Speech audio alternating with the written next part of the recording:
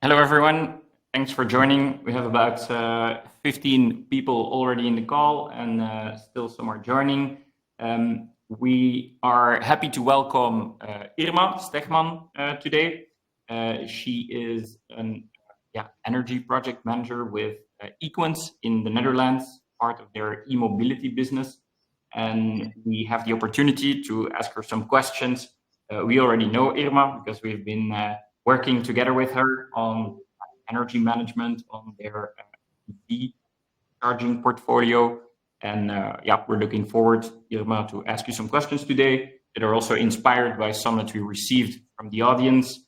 To the audience, there's a chat window you'll see in the bottom right corner of your screen, and you can submit any questions that you have, which we'll tackle at the end of the call together with Irma. So maybe Irma, thanks for joining. Maybe you can introduce yourself and your role at Equance. Yeah, sure. So first of all, thanks for having me. It's not often that someone asks me to talk about my role, so this is a first for me. So I work as a product manager for Equance. We're a big CPO in the Netherlands. That means charge point operator. I just looked at the stats, and we're almost at 15,000 stations. So that means that we have a big span in the public sector. So basically, you see our charging stations on the street. We are with 70 colleagues right now. I used to think we were with 40, but we grew a lot over the last 2 years, actually. And as a product manager for energy, I work on basically all the energy topics. I have a small team of 4 persons. I think a few of them are in the call, so feel free to ask a lot of complicated questions, and I will forward them to them. And basically, what we do is we have 3 main topics that we work on. So first of all, we do really big capex investments. So we spend a lot of money on charging stations to be sure that people can charge in the streets. So that's the first topic we handle. So we look at the case, can we make it a valuable business case? And on the other hand, also make it cheap enough and accessible enough that people will still charge there. Then the second topic we tackle, and I think that's the most important for this discussion, is we source a lot of electricity. And I think our portfolio right now, it's the equivalent of 60,000 households, maybe even more. And that's going to grow a lot in the coming years. And obviously, if you use a lot of electricity, you have to think about how do we use it. So the other topic we work on is smart charging. And then the last topic we have and use is the topic about HPEs. That's not so known. That's sort of in the electricity world, we know the topic of GOOs, so the GVO's in Dutch. And that's a guarantee of origin. And we basically have the same thing for mobility. And there we call it HPEs. And in Belgium, I believe you call it the RED 2 or 3 certificates because it's an EU law. So that's basically what I do together with my team. Yeah, cool. It is a fairly technical topic. You mentioned you source lots of energy. We all know, I think, the energy markets are fairly complex and becoming even more complicated, also related to the certificates you just mentioned. Did you just join right out of school with no energy background? Well, I know the answer is no, but can you explain maybe on how you entered this role and from which background? Yeah, sure. So I was thinking about this question because we had a discussion just before, and I think it started 10 years ago, and it started when I was doing a bachelor in industrial design. So that's a place where you create products for people to use, and I think it started the moment when I was like drawing up a hand mixer, and there were a few realizations. So my sister is a doctor and my dad is a virologist, and basically they're saving people's lives. And I was drawing a hand mixer by then. So I started to ask myself the question, is this really what I want to do in the future? And I got kind of panicked because no, that's not what I want to do. So I was searching a bit. So what am I going to contribute, or what am I going to do? And by accident, I sort of was doing a project for industrial design. I did a lot of courses for mechanical engineering as well on the side. And then during this project, they asked me to look at a battery for households because I did a topic for Alliander, which is one of the DSOs. And they said there's a day when there's going to be a lot of sun and a lot of wind, and we won't have electricity anymore because there's going to be a blackout.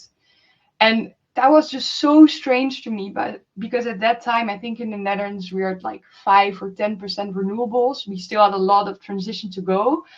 And I thought, why is this even a problem? And yeah, once you start to look into it, it's something that we read in newspapers every day now.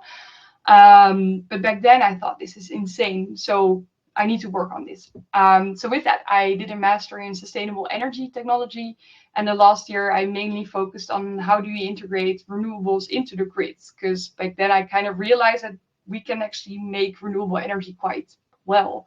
And that technology has been there since the 80s already. So now the next topic is how do we integrate it into the system? So I worked on batteries a little bit. I realized we're going to have a lot of batteries on wheels. So that sort of made the shift towards more electric vehicles. And I have to admit, I've been working ever since on integrating batteries of electric cars into the grid ever since. So yeah, it's been, for me, it feels like a really long time. But there were a lot of steps in between and not always logical ones. So yeah, thanks. All right, great. So yeah, that's a cool story and great to hear how you got started basically in the energy field. Yeah, coming back to that, so you're talking about the integration of renewable energy. How do you see that in your job on a daily basis? Like how do you help basically integrate more renewables into the grid with charging infrastructure, or what kind of challenges does this bring up for you as a charge point operator? yeah, so there is definitely a lot of challenges, but also I really like, I mean, I think that right now we are in a really exciting moment. So a lot of stuff I learned in uni wasn't really happening when I started to work in the field. So back then the prices were quite low. And actually, if you look at our business and how we used to do business, it was quite easy to source electricity. We would just buy it and we could have a fixed price for 10 years. And that was great because if you're doing infrastructure projects where you invest at the beginning of those 10 years, you want to be really sure that by the end you still, have a good business case, but also affordable prices. So it was all quite simple. And then I started to work at Equance, and I said, okay, we need to do something about smart charging because we're going to have this energy transition. We're going to have a lot of surplus on random moments, and then you need to charge. But it wasn't really happening by then. And I think the reason for that is that, first of all, the prices were really low. And then second of all, there was renewables, but you didn't really feel it in a way because your contracts were just protecting you for that. And I think that that's something that has completely changed over the last 2 years. So actually, from my initial role was really to work on smart charging only. And 2 years ago, when we saw that there was a change in the energy prices, all due to this big crisis we had in the energy market, a lot changed, because then we actually not only needed to be working on smart charging, but also on the way, hey, how do we make sure that we're going to have an electricity contract, and how do we make sure that we can still have affordable prices for end users, which is still, a topic that's, and actually this whole shift in what happened in the market made the prices go up, made that people were more, realizing that electricity actually has a price. Our prices went up for some contracts, for some of the public chargers as well. We still have some elevated prices. And what you see on my side, on my work side, we also see that electricity companies are completely changing their way of working. They are telling me, you have the flexible assets, so you're going to have more risk in your energy contract. And that creates a lot of opportunities, obviously, for smart charging, but also brings in more challenges in the way you do your business case, or think about what risks are you willing to take. So it's quite challenging, and I'm pretty sure we don't have any exact answers yet to all these topics. Yeah. And I think you mentioned prices being elevated, but prices are fluctuating a lot as well. You have the commodity part of the energy price you probably pay and the consumers are paying that is fluctuating just on a wholesale market. But there's also, and you mentioned grid congestion as well, the DSOs and the TSOs. DSO is probably more relevant for public charging. They are installing as well location-specific and time-specific pricing signals throughout Europe. I mean, it's not widely rolled out yet, but most of them are working on it. You can take some risk on you as being Equance, but probably you also look into enabling the customer or educating customers on the fact that energy prices are dynamic, or maybe we've seen quite some innovations into how to incentivize users to charge their car when there's more renewable energy on the grid, which is cost efficient, but also just more sustainable. How do you see that topic of innovation evolving? Is Equance working on it together with their customers? Yeah, so definitely. And as I explained, like I think 2 years ago, we weren't at the stage where we really had to look into this. We were just looking at how can we make an upside, so how can we use those sort of markets. So for example, we have a really big project in the city, in the area of Rotterdam, where we work with the imbalance market to see how we can help the TSO stabilize their grid, which is obviously still where you see the really big spikes. The prices are, thankfully, they went down a bit, but still these spikes, you still see them in those markets.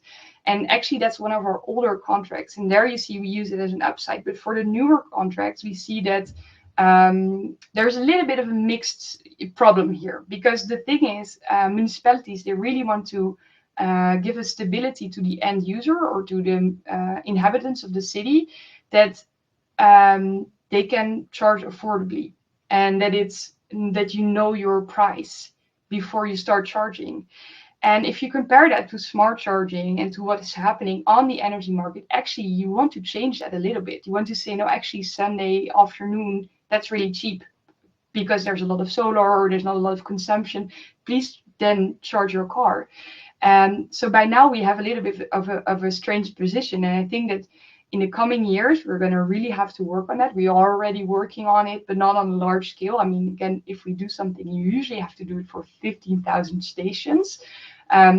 But right now we're going to see like, hey, what can we do to incentivize people to charge on a Sunday? And how far can we go? Can we really give an hourly price, or can we give a 15-minute price even?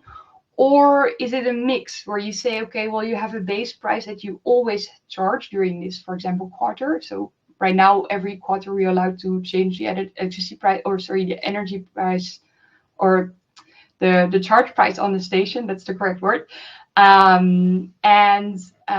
The question is, do you always have to sustain that level, or can you go deeper? So can you reduce the price, or can you make it completely dynamic? And by now, I feel like we're not there yet. So there is it needs some time. We also need to make sure that end users still know what they pay. And to be honest, right now, our main goal is to get people in an electric car if they need to be in a car. And I think we should not forget that already is a challenge in itself.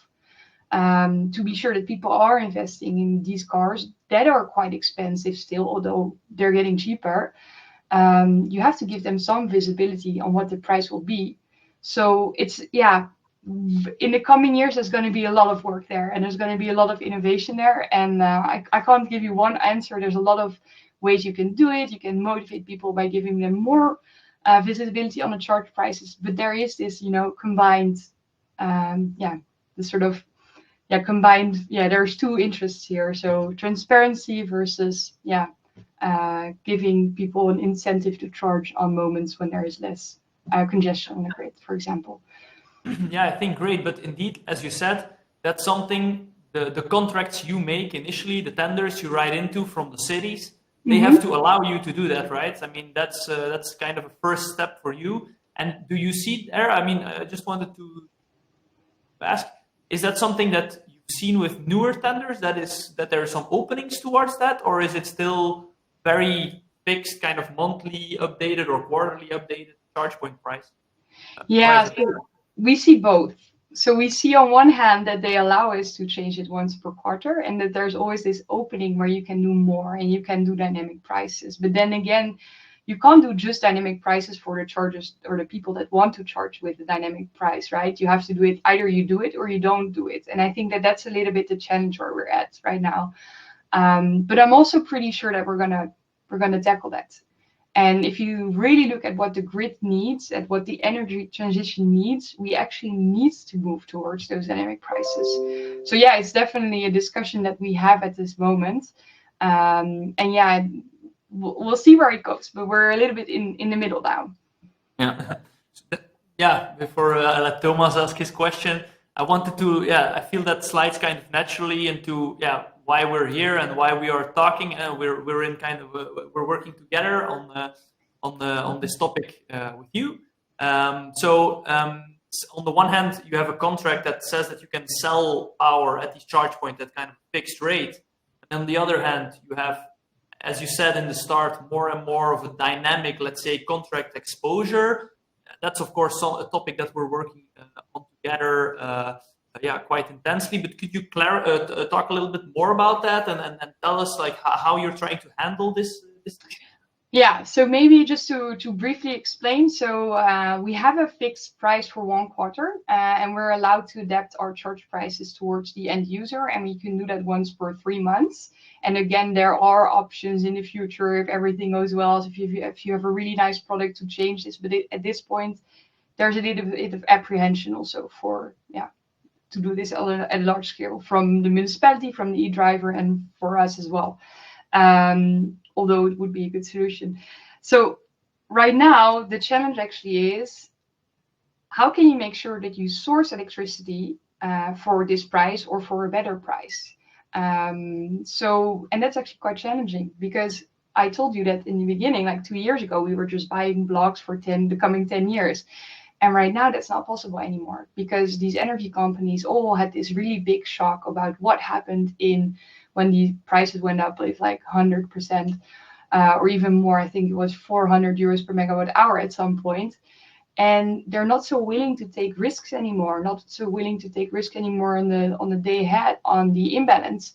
So yeah, now the challenge is for us, and a lot of the risks are for us. So we're managing that by, I started with to just make an analysis on it, and we are trying to optimize the way we're doing this. And luckily we found you, so you're also taking a part of that, and you're helping us to get a really portfolio view on what we're doing. So for example, we have 13 energy contracts right now, and I think there's 15 or 16 contracts behind that. So on the street you see like chargers and you think it's Equance, but actually there's a lot of different contracts there. And at some point, there's no way you can keep up with all the 13 contracts. So you need more visibility, you need to do more data analysis. And also you need to be more clear on what risks are we willing to take. And maybe we should take more risk at some point and go to different type of contracts. And that's something where we are really, learning from and growing our capacity also internally, like how do we do this? And another solution, of course, will be smart charging. But I think you always have to get the basics in first. So we first have to understand, how does this work? And then we're going to move on to more challenging stuff to maybe combine this. Yeah, indeed. It's I think we share the vision there that in the future, it is obvious that the companies that can work with these price fluctuations in a dynamic way and sort of mitigate their risk exposure in real time, that those will be the real winners, or at least that will have a competitive advantage during this energy transition. I think in EV charging, there's always this topic of, you mentioned it already, cars, they're effectively driving batteries, or batteries driving around, and they're connected with a cable to the grid. The topic of vehicle to grid is always pretty hot, or sort of inspiring, of what if we could, and Equance as a public charging or charge point operator might be well equipped in the future to sort of aggregate all these charging vehicles into a very large arbitrage potential, or a grid balancing mechanism, or other smart use cases and applications. Right. How do you see this innovation evolving? Because there's many stakeholders involved. Yeah, it's quite, again, when I started 10 years ago, I think this was already one of the topics, like you have to do V2G. And on the other hand, if you really look at the details, there are quite some details to still tackle. So if I look at what we do as Equance, we are installing all the new stations are V2G ready. So that means that maybe one day they can do V2G. And at the other side, if you look operationally, do we have charging stations that do V2G, or do we have cars that do V2G? And there I have to say, not really. And I think that there's the, first of all, where are you going to do V2G? If you look at cars, they have a battery, which is DC. The grid is AC. So if you have an AC charging station, which you usually have at your house, then if you connect the car to your DC charger, you need something in between to make sure that you can convert it. And that's actually quite important in this topic, because that means that your car needs to have something inside and make sure that the electricity will go out to the grid without disrupting the grid. And actually, this is a topic that is not entirely challenged or not entirely tackled yet. So what you see is that car companies, they make cars for the entire world. They don't make it for Europe only. So it's a bit hard to tell them you have to install this device into your car so that I can do V2G at home. So I'm really curious where it's going to happen. And I have my hopes up a little bit because I knew you were going to ask me a question, what about V2G? I think that it's could be really interesting to see what's going to happen in the truck market. So right now we have been talking mainly about passenger vehicles, but there's many more vehicles that will be electrified. And I think if you look about, think about maybe even machines that you use in construction sites, if they become battery powered, maybe those are more static or are maybe not used the whole day, and it's maybe more logical to think about those charging stations to be DC. So I'm really looking forward what's going to happen, but again, we're at the beginning of all that, so who knows, and maybe I'm completely overlooking something. So and I'm pretty sure we're going to have a few V2G projects, and I have to admit, at one of our offices, we have a V2G charger, and it's quite old, so we have done a lot of testing with it as well. I don't really know the exact date, but I think it's been there for at least 5 years already. It's not really been used. It only worked with Nissan Leafs. We don't see so many Nissan Leafs anymore, but yeah, we have it there. Yeah. It exists. So if there's anybody in the call with a Nissan Leaf, a warm welcome to experiment with some V2G charging. In our office in Zandam. I used to have a Nissan Leaf, and I tried it. I can't really confirm whether it flew up, or whether there's actually power going out, but let's say it was. So it worked. It worked for charging at least. Yeah, right. Cool.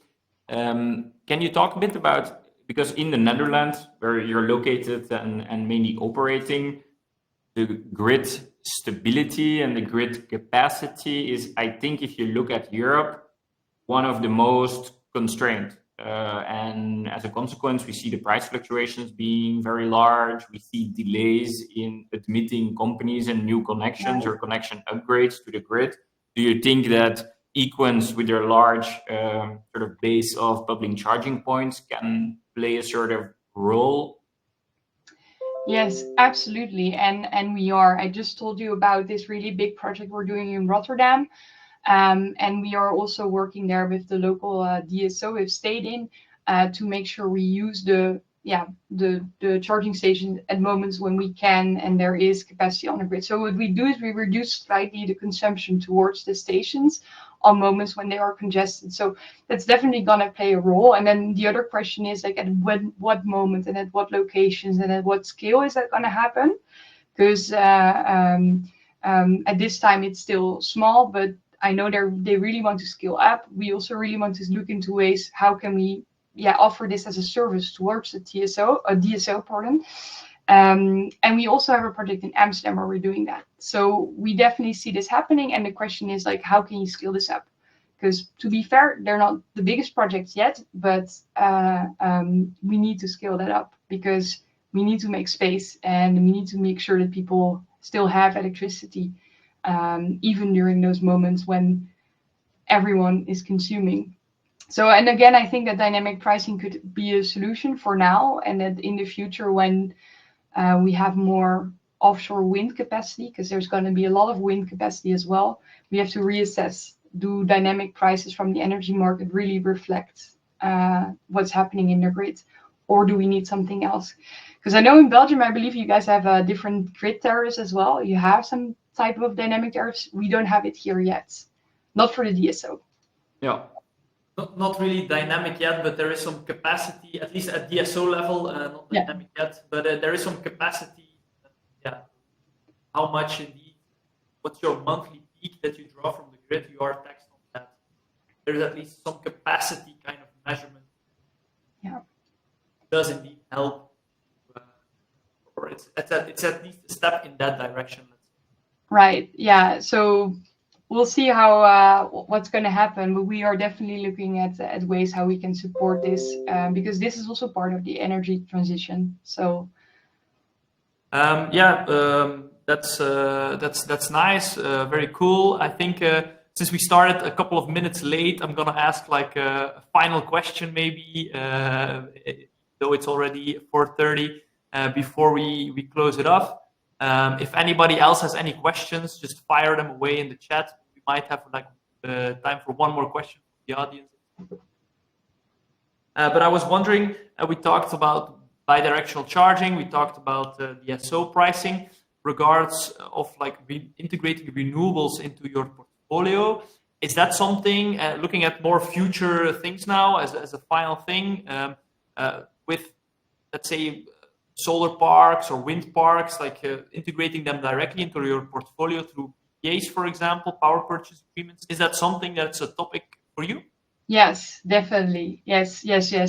I think it's going to be really interesting because then you're really playing the game, right? So if you have a real park that is connected to the grid and you have charging stations connected to that, and you really have to mitigate what's happening there, I think that's really the next step. And I think even in the near future, there might be some news. But yeah, we are really looking forward to doing that because then you're really playing the game, right?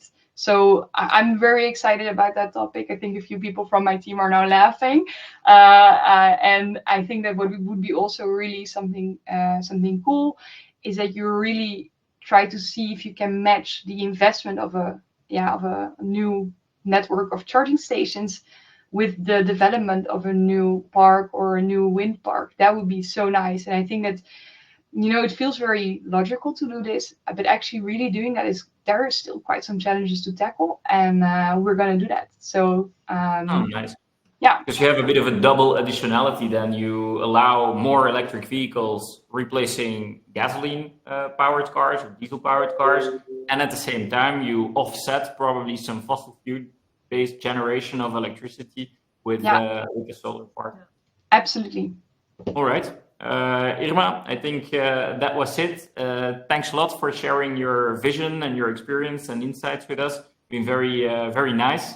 And what we will do is we'll pack this up as a recording, and we'll share this as well with people that registered. And I'm sure that many people can learn a lot from you on this topic. So thanks again. Thank you so much. It was a pleasure. All right.